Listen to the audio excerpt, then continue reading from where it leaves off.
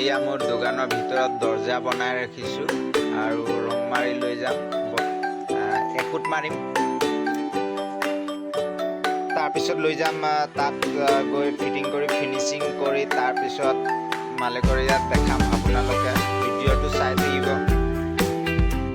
এয়া মোৰ মেচিন, দোকানৰ ভিতৰটো এয়া বাহিৰত দুখন দৰ্জা মাৰি ৰাখিছোঁ, অকল চিলাৰ খুৱাই থৈছোঁ আৰু গ্লেজটো পাছত চাব। ইয়াৰ ৰং এছিয়ান পেইণ্টৰ ৰং খুৱাওঁ।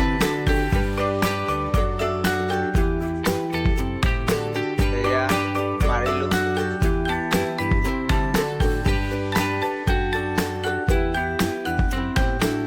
ভাল লাগিছে নাই দৰ্জাটো কমেণ্টত জনাব আৰু আপোনালোকে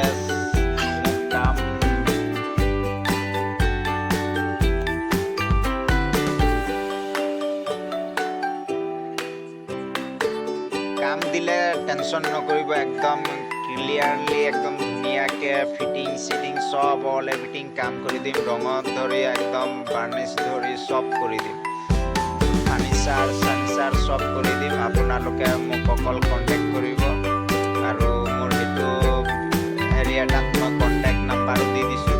এয়া কিচেন ৰুম, দুটা পাৰ্ট আছে, একে মডেল।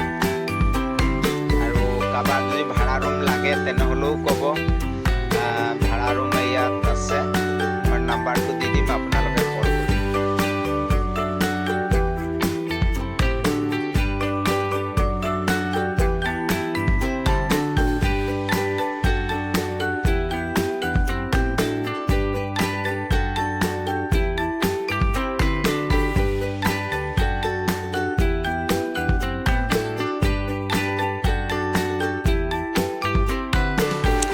দৰ্জাখন এই খিৰিকীখিনি ফিনিচিং বহুত ভাল হৈছে আৰু এই দৰ্জাখিনি চবৰে পচন্দ হৈছে। দৰ্জা আৰু টাইলছখিনি দেখিছে, এইটো ভাল লাগিছে কিবা এটা। দৰ্জাখিনিতো মই বনোৱা আৰু ফিটিং কৰা মই, ৰং চং। এয়া ৰুমটো চাই মেলি বহুত ভাল লাগে।